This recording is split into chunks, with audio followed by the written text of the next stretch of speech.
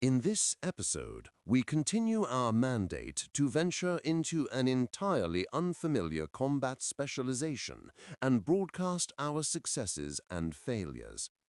We previously created a sufficient ruckus to distract the demonic horde from disturbing the upper echelon while they deliberated about the invasion issue. We also collected and fabricated a convincing replica that we used to borrow from somewhere else in the timeline. We had difficulty in aligning the sequence of commands from our cerebral cortex to our fingers and had to improvise. What do you Luckily, want? no deaths were caused, other than the demons, of course. Seek What the will happen truth. next? Farewell. In need of repairs? Come back if anything breaks. I'll be waiting.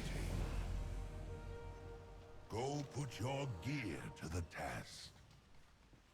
See you soon. Come back if anything breaks. Go. Now that you have your artifact, it's time to be the hero you're meant to be. Report to Khadgar and save the day. The return to the center of operations. This signals the start of the handoff protocol, where our successful completion of all the menial, high-risk tasks allows the central figures to transition smoothly into the more glamorous task of presenting the solution. A fine example of stoic de-resolution. The demon, registering the inevitability of its fate, simply declined to participate in the final, messy formalities of combat. A silent protest, you see.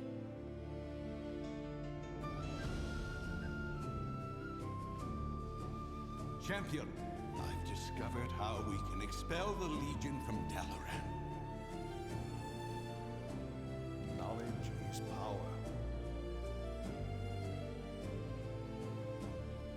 Come back in 1 week. This is a classic application of the keystone antagonist hypothesis, the convenient theory that a vast, complex organizational problem, in this case a demonic invasion, can be entirely resolved by the forceful removal of one specific, highly decorated individual.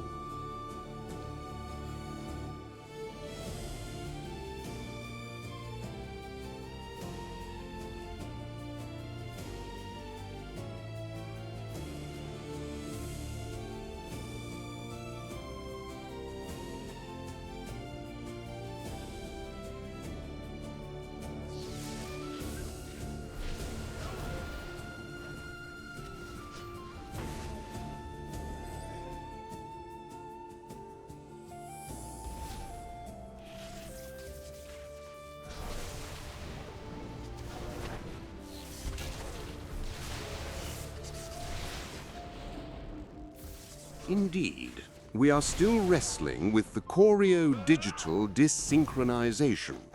This is the persistent, often frustrating gap between the elegant combat sequence conceived in the mind and the rather more chaotic, percussive solo performed by the fingers.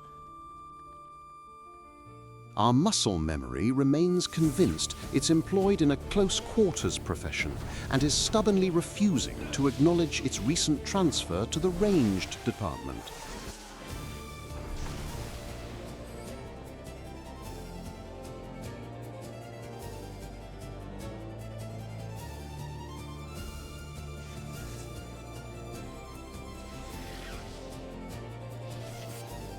We are currently operating under a principle known as competence deferment.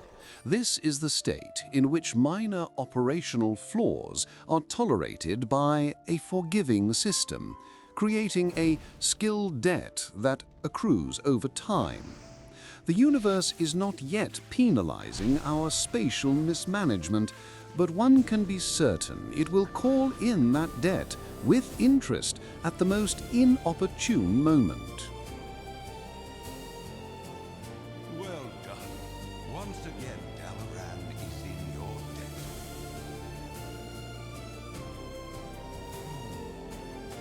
Be vigilant, friend. dire circumstances. Are they gone? It's a pleasure to work with you. Observe all that surrounds you. As exciting as all that was, I'll be glad to get back to the Infinite Bazaar. Eternus will surely want to speak with you too. Ah, excellent. Having successfully completed our probationary contract, we are now being initiated into the organization proper. This is the post-heroic sequestration, a standard procedure wherein an operative, having proven their value in a highly visible crisis, is immediately relocated to a discrete extratemporal facility. It is, in essence, a promotion from useful outsider to member of the conspiracy. Our reward for conspicuous gallantry is a trip to a secret clubhouse where we can be conspicuously clandestine instead.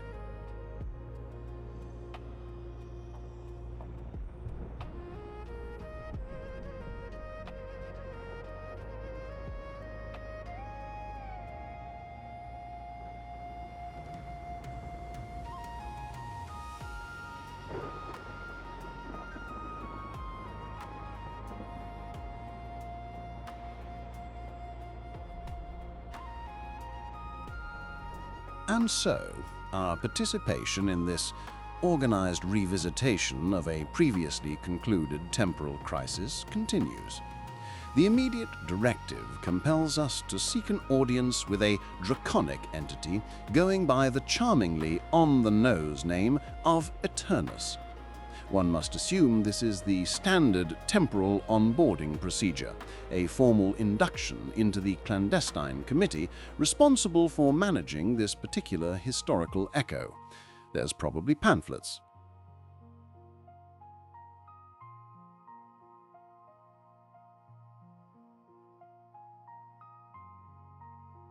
The formal induction. We see here a classic example of the cosmic mission statement condensation, where a series of profound, universe-altering questions are posed, only to be immediately resolved by a self-aggrandizing organizational title. We are the Infinite. Oops, one moment. Forgot something in my bag.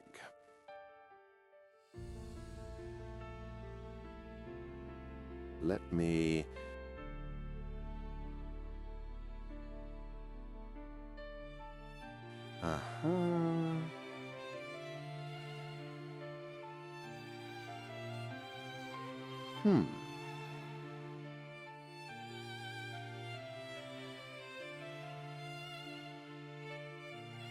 Okay.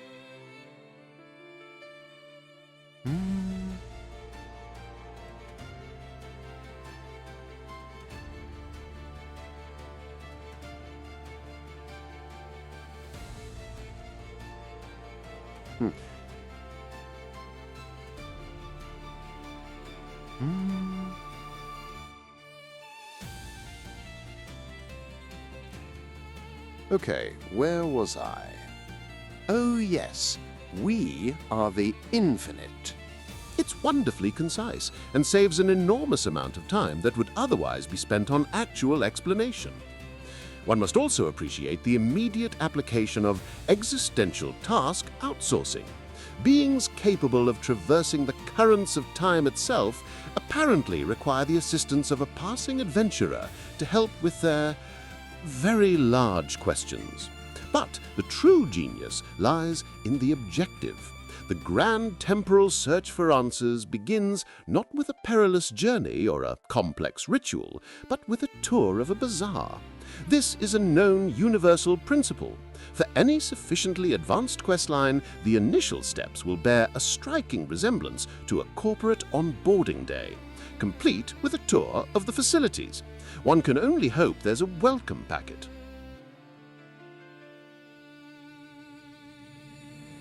First, a transmogrifier.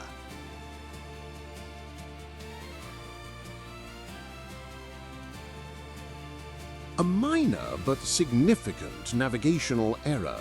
My intention was to engage in the noble art of sartorial self-reassignment, the alteration of one's personal appearance.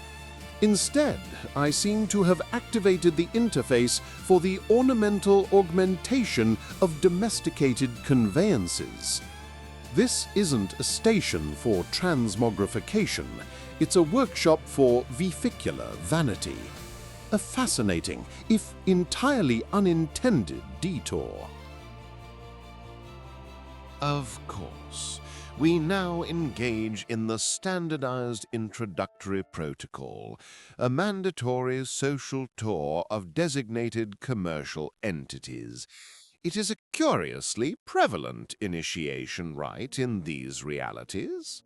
One notes a distinct sense of narrative recursion.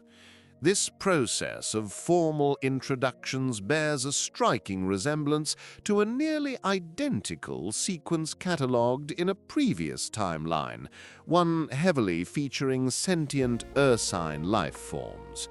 The universe, it seems, has a fondness for recycling its administrative procedures.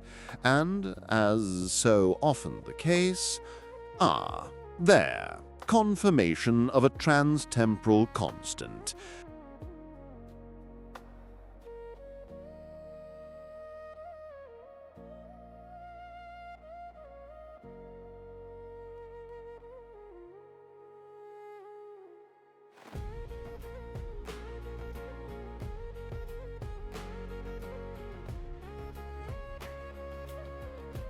The great game hunter himself.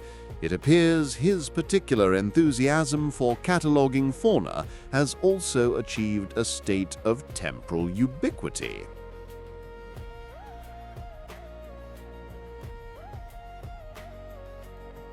Very well. The required social circuit having been completed, the procedural framework now dictates we advance. The next designated point of contact is an entity bearing the equally subtle moniker of momentous.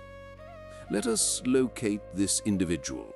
It is, one assumes, their specific function to dispense the subsequent itemized directive and grant us the necessary clearance for continued participation in this affair. We are being dispatched to retrieve the causal replicant decoy, the placeholder object one must, by regulation, leave behind when temporarily requisitioning a significant artifact from its native timeline.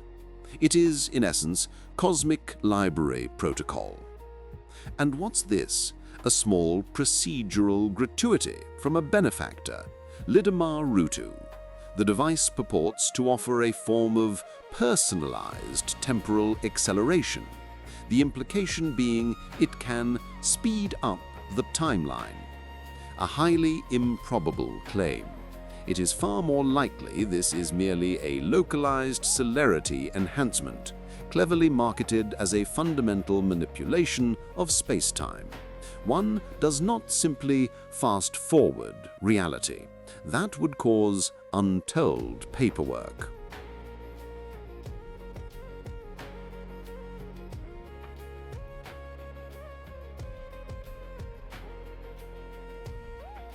Right then. With the requisite temporal orientation mandate having been satisfied, it seems the administrative portion of this affair has concluded. The procedural flowchart now directs us to re-engage with the primary historical theater, the floating citadel of Dalaran and its associated landmasses. The time has come, one assumes, to move beyond pamphlets and pleasantries and begin the practical application of our mandate.